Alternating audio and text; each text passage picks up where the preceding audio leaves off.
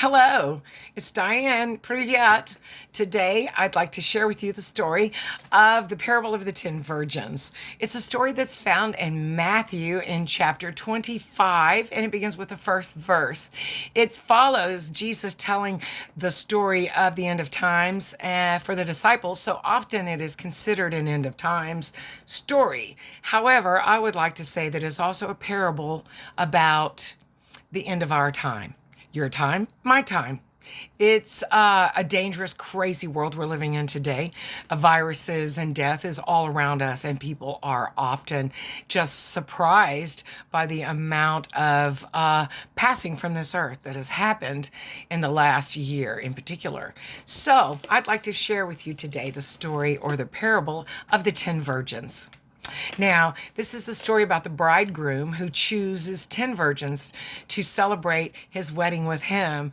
And they are waiting at the reception area for the wedding feast. And they are told that they are to have their flashlights. And I'm going to suggest because they're using their cell phones as flashlights, they need a battery pack to make sure they have plenty of juice to shine that flashlight when the bridegroom gets there. So in this story, the bridegroom back then in that day did everything. He got the house ready. He bought the furniture. He fixed he got the food. He got the perfect wedding attire. He got the jewels. He got everything. So all the bride had to do was show up. And wouldn't it be nice if that's the way it was today? Anyway, so here's the story. There are 10 girls, 10 virgins that are invited to the wedding feast, and they're to bring their flashlights to light the walkway for the groom when he arrives. However, the groom was delayed because there was a traffic jam and he couldn't get his car around it. So he was a little bit late coming. And when he gets there, the girls were asleep. Yep, that's right. They fell asleep because they were waiting and they grew weary while they waited. And they had probably been posting a lot of pictures on Instagram and Facebook all night long. And they did a lot of chatting online, showing people where they were and how fabulous. 5 of them could not put their cell phones down. And all they did was take selfies and post to Instagram, Facebook, and Twitter about the party and how fortunate they were to be invited to this fabulous party. The other 5 girls also did some posting and selfies, but not so much and anyways, they all fell asleep. Suddenly, somebody calls in and goes, "Wait a minute, here comes the bridegroom," and he is so handsome. And he gets down through there and he says, "Come on, girls, let's see what you got." And they're shining their flashlights, they're shining their lights. And 5 girls who had been posting on Instagram all night long and had not been paying attention, did not have a battery, and they did not bring a battery pack, so they couldn't charge their cell phone. And the other 5 girls had their battery packs, and they were able to plug their phone in and get the charge they needed to shine the light on the bridegroom so they could go into the wedding feast. Well, the other 5 girls who didn't bring a battery pack said, "Give me your battery pack, y'all. Come here, let me have that battery pack so I can go in too." And those girls said, "Nope. Sorry, I don't have enough power to give you mine, so you're gonna have to go get your own. I suggest you go down to the corner market and you buy one of these battery packs, or you charge your phone up and then you can come back. But I'm ready. I'm doing my thing." So here comes the bride. The other 5 had taken off. The bridegroom comes and he takes those 5 girls into the party.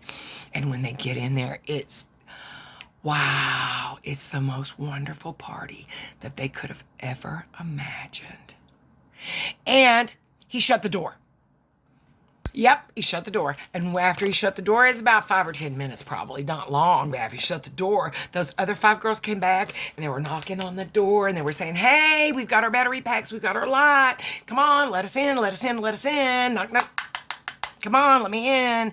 And Jesus, the bridegroom, he looks at them and he says, "I never knew you. I'm sorry. I don't know you. I don't know you. I'm not opening the door." Now, I'd like to dedicate this message and this song and parable to my wonderful pastor, Charles Holland. He passed away into glory last night, but guess what? He had his battery pack, and he was ready. The door was not shut on him. The door was opened. And today he feasts with Jesus. Now, I could be completely wrong. And if I am, it doesn't matter. But I think, I believe, and I know in my heart of hearts that I am right. And that Jesus, the bridegroom, all he wants is your heart and your love. He doesn't want you to perform 16 Hail Marys and 14 hard tasks. He wants you to give him your heart. That's all. It's just your heart, your mind, your soul, your body. You choose. You choose what will happen when the lights go out. Will you be taken into the party? Or will the voice say, I don't know you? I hope that each one of you will find joy in this and find hope in this, because the hope is Jesus only wants your heart. So have a great and fabulous day. God bless you all. And I thank you for always tuning to Dare to Believe.